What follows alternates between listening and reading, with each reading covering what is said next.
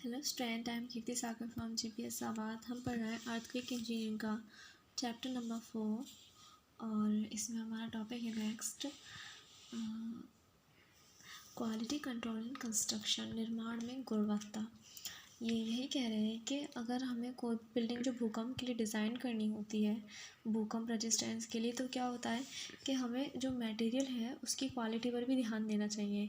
ऐसा नहीं है कि ख़राब सामग्री लगाकर हम बहुत अच्छी अर्थक्वेक रेजिस्टेंस बिल्डिंग बना पाएँ। इसके लिए हमें प्रयोगशालाओं में जांच होनी चाहिए या टेस्टिंग साइट पर जो भी हम टेस्ट करते हैं वो करनी चाहिए। फिर है हमारा भूकंप अवरोधी अभिकल्पन के लिए उपलब्ध सिद्धांत, चॉइस ऑफ डिज़ाइन अर्थक्वेक। तो ये क्या है, फर्स्ट है इसमें तीव्रता एवं भूमि त्वरण संबंध, intensity and ground acceleration relationship.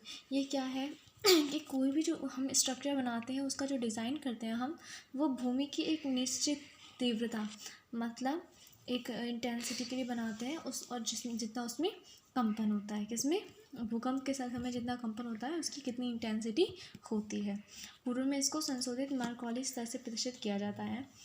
जब वर्तमान में हम क्या करते हैं कि जो इंटेंसिटी है उसको ही हम अभिकल्पन उच्च भूमि त्वरण से प्रदर्शित किया जाता है। जो इंटेंसिटी है हमारी उसको हम करते किससे वो करते हैं, डिज़ाइन पीक ग्राउंड एक्सेलरेशन। और क्या करते हैं, इसका यूज़ स्ट्रक्चरल जो इंजीनियर होते हैं वो यूज़ करते हैं इसका, और जड़त्व बल की गणना करने के लिए भी इसका उपयोग करते हैं। तो यहाँ पे इंटेंसिटी और पीक ग्राउंड एक्सेलरेशन में क्या है, एक ग्राफ है। ये ग्राफ ये क्या कहता है कि देखो उन्होंने ग्राफ 0.4 से स्टार्ट किया है। पीक ग्राउंड एक्सेलरेशन मतलब किसी भी किस में होगा एक्सेलरेशन, मीटर पर सेकंड स्क्वायर में।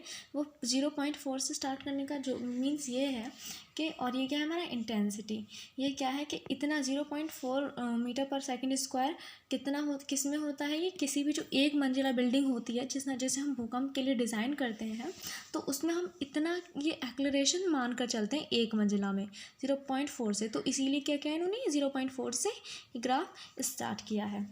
फिर है आपका भूकंप की इंटेंसिटी निश्चित करने के लिए ये पीजीए एक कारक है, और इसके अंतर्गत दूसरे कारक हैं समय और ड्यूरेशन मतलब आवृत्ति एवं अवधि। फिर है हमारा पीजीए और तीव्रता में हम जो सूत्र है, एक पीजीए इज इक्वल टू 10 की पावर -2.4 प्लस 0.34 आई यहाँ पे क्या है, इंटेंसिटी। पीजे क्या है, पीक ग्राउंड एक्सेलरेशन जो हमें डिज़ाइन करना है।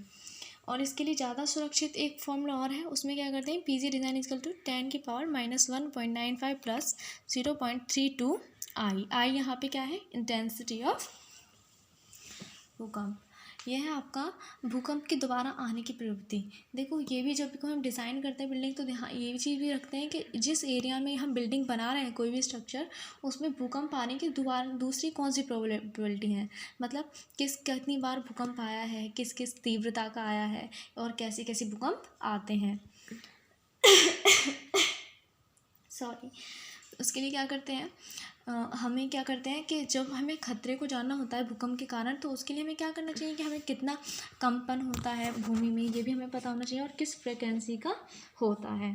तो इसके लिए एक फॉर्मूला है, delta M is equal to alpha V E minus beta M. यहाँ पे जो आपका लैम्डा है, ये क्या है, भूकंप का परिमाण अथवा ज़्यादा के आने की प्रायिकता है, मतलब प्रोबेबिलिटी है, दोबारा आने की संभावना आप इसे कह सकते हो प्रोबेबिलिटी को। वी क्या है, पृथ्वी के भूमि तल का आयतन प्रति इकाई समय है। अल्फा और बीटा क्षेत्र के अनुसार कांस्टेंट है। ये क्या है कि अनुसंधान जो भी रिसर्च हुई है उनमें ये सामने आया है कि 7.5 परिमाण से अधिक के भूकंप आने की प्रवृत्ति 130 से 150 वर्ष है। मतलब इससे ज़्यादा के भूकंप जो हैं वो 130 से 150 वर्ष में केवल एक बार ही आते हैं। कहता है सीस्मिक रिस्क यही है कि कम, ये आपको पता ही होगा ऑलरेडी कि कम तीव्रता के भूकंप आते हैं, हमेशा भूकंप आते रहते हैं हिमालय में या कहीं भी दुनिया में।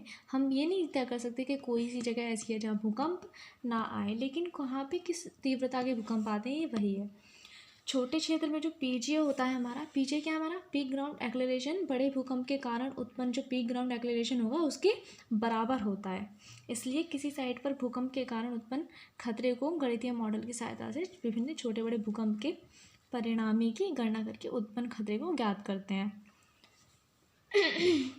तो यही है, अभिकल्पन तीव्रता को प्रभावित करने वाले कारक कौन से हैं? चरम सीमा, क्षति नियंत्रण, मतलब डैमेज कंट्रोल कितना कितना हम बचा सकते हैं, अस्तित्व का बचाव, आर्थिक पक्ष, इकोनॉमिकल कॉन्संट्रेशन, ये सब चीज़ें क्या करती हैं हमारी कि भूकंप की जो तीव्रता है उसको प्रभावित करती हैं।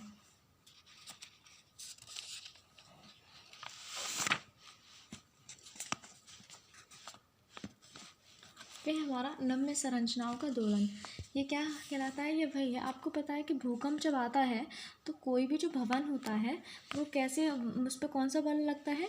जड़त्व बल, मतलब जो हमने न्यूटन फर्स्ट लॉ पढ़ा है जड़त्व का नियम, वही।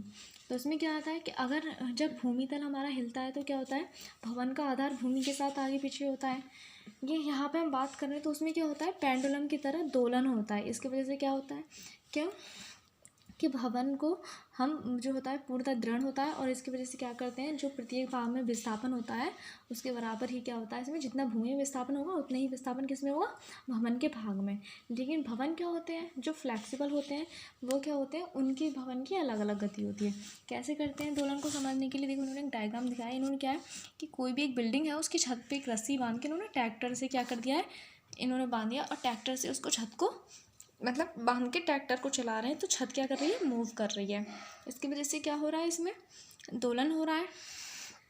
और इस दोलन की वजह से क्या हो रहा है, नहीं अभी तो ये इस इधर को फोर्स लगा रही है, लेकिन जैसे ही ये रस्सी काट देती है तो छत क्या होगी? ऐसे ऐसे हिलेगी ना, दोलन करेगी पेंडुलम की तरह। तो फिर क्या, लेकिन एक टाइम ऐसा आएगा कि ये जो होगा ये रुक जाएगी, हल्के हल्के इसकी गति कम होती जाएगी। फिर है आपका कि विभिन्न प्रकार की संरचनाओं का जो मौलिक प्राकृतिक दोलन है वो टी किसके अनुसार है? एक मंजिला भवन में 0.05 सेकेंड के तक होता है दोलन, मध्यम ऊंचाई के भवन में 0.4 सेकेंड, और 15 मंजिला भवन में 1 सेकेंड, 20 मंजिला भवन में 2 सेकेंड, और गुरुत्वीय बांध में 0.8 सेकेंड। प्रबलित कंक्रीट चिमनी में 2 सेकेंड, और पानी की टंकी में 4 सेकेंड। Thank you students.